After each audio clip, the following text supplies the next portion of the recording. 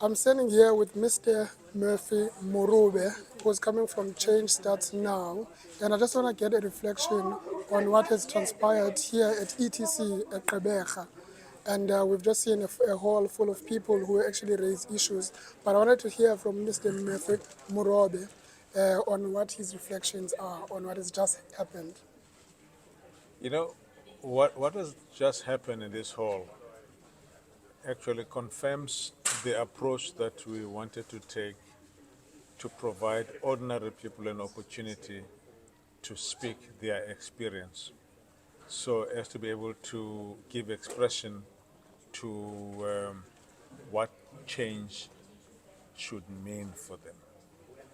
Because change is not just a word that people draw, it comes from their lived experiences, which they give full expression in. You can't help but feel teary when you hear the stories ordinary people take about how the system of a government that has been in place for all these years is failing them dramatically. It's putting them in positions where people feel worthless. The issues of unemployment, the issues of mothers killing themselves and their children because of hunger. The fact that people who are poor are in the background, in the shadows, and that yet those who are in authority are getting their salaries, they're getting their benefits, they go to the office, they work, and don't do what they're supposed to do as the Constitution requires in the Bill of Rights that are prescribed here. So this meeting for Change Starts Now was particularly important, especially at this stage where we are working on crafting our manifesto, which will be our mantra for the contesting in the next election of 2024. So I think it was, for me as an activist, grew up all my life, this was a re-enculturation into the feelings and ways that people experience life. So any political party that does not make that connection will invariably end up, gravitating away from ordinary people. So people want to be heard. People want to feel that they are being cared about and they are being actually taken seriously. And this is what I felt today. And then we have heard you speaking passionately about this particular region, Gqeberha, the Eastern Cape. And tell me, how does this place make you feel? What really resonates with you when you think about Nelson Mandela Bay and the Eastern Cape? Well, I mean, the point I was making that there's everything here that should make every one of these people to walk with their heads high, being proud of their legacy, who they are, and what, in fact, this province, this region, has contributed to South Africa's cultural, social, cultural, political, and economic life. But the fact that much of that treasure of legacy is being laid to waste through neglect. I mean, you only need to look at how monuments are set up here. You only need to look at how, you know, people who, I mean, I had a gentleman here who was an ex-political prisoner, and many of them feel they are not being taken account of in terms of support. They contributed to their lives, they went to prison, they fought for the struggle, but because they are not officials, they are at the end of the queue in terms of consideration for services, for support, etc. So there's many of them who feel very aggrieved that now they are no longer, they are nothing. But the people that are now in power are getting all of those benefits, and for them, because they are unemployed, many of them have got families, they've got driven by diseases. The system just does not work for people like that. And you also briefly talked about the fact that you are busy crafting some ideas and some Manifesto. a manifesto around how you're going to enter into these elections that are coming in South Africa. Are there any broad themes, thinkings that you have in mind that you want to share? Well, I mean, the main thing, I mean, if you look at it, there has to be a way in which you address the issue of unemployment and joblessness. And there are things that are blocking that from happening. And it's not going to be rocket science because some of those things are there. Sometimes when you look at how government has been running it, state-owned enterprises which really should have been at the driving seat of creating and opening up this economy have been corrupted, they've been raided. In fact, they are not able to do the work that similar state-owned enterprises in other parts of the world actually do. Infrastructure, an absolutely important intervention that a state needs to have to be able to unlock the potential of the economy. Because with infrastructure, you do it properly, you take away the possibilities of corruption, you manage, in fact, the issuing of the tenders to make sure that there are no vested interests that come in there to crowd out the real proper project that should happen. So for me, those are some of the things that a government needs to be able to do. Now, the current government, because it is so compromised, many of those people who are meant to take decisions about these things sit in the executive of the ANC, and they've been pointed out during the Zondo Commission for corruption and other things.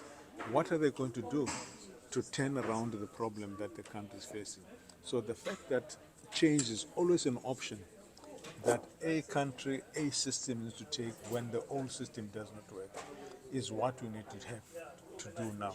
And we're setting up Change Starts Now as that opportunity that will to create a vehicle that will give the possibility of a fresh start, that greater credence and capability. And then lastly, as we normally talk about in this channel, we normally reflect on the question of leadership, what constitutes and what makes a leader, and what has inspired or maybe helped you to form as a person, as someone who has been part of the struggle and also an ex-prisoner in Robben Island.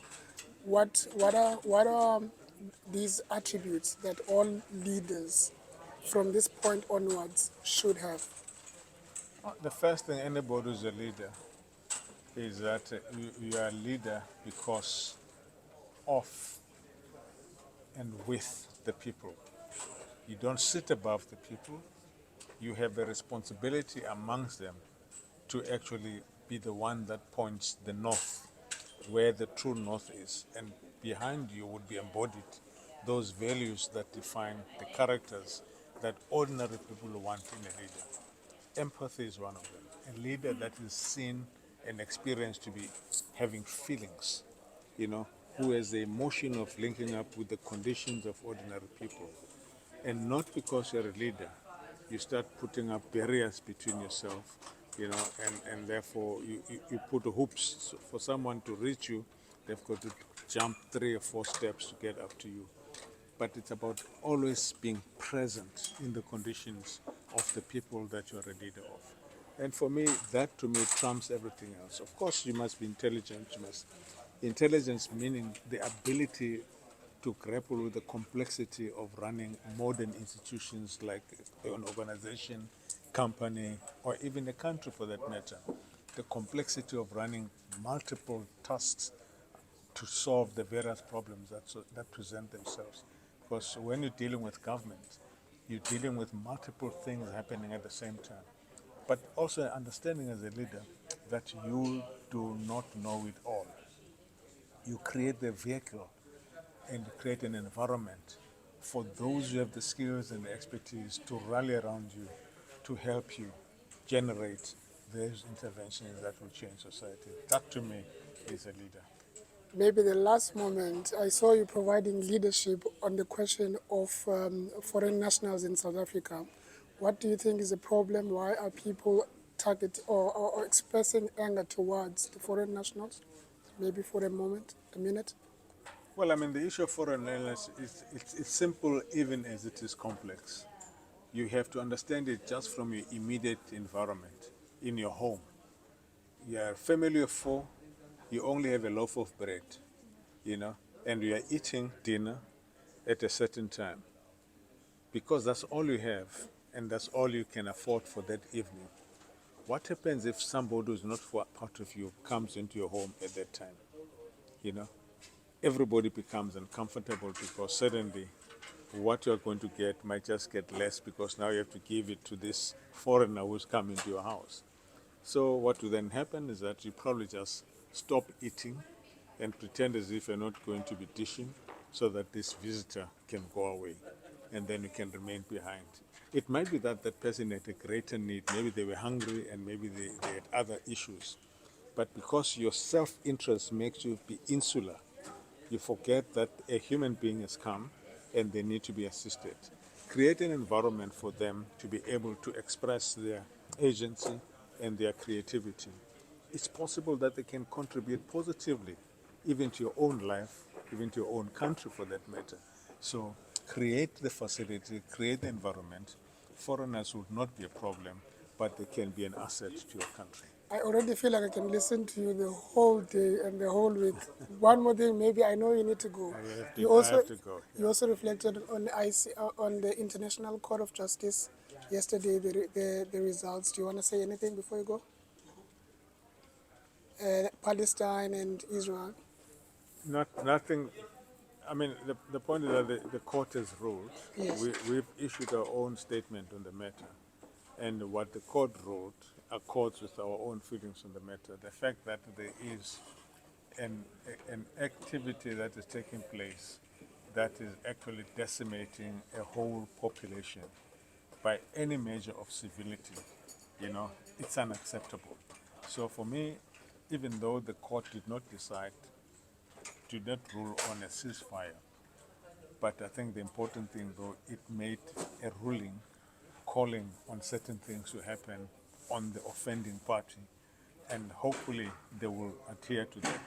But so far, their utterances indicate that they are not going to adhere to that. But the problem is that Palestine is our top of mind of the entire world. The conditions of those people is something that just any civilized society cannot actually sit by and let it happen.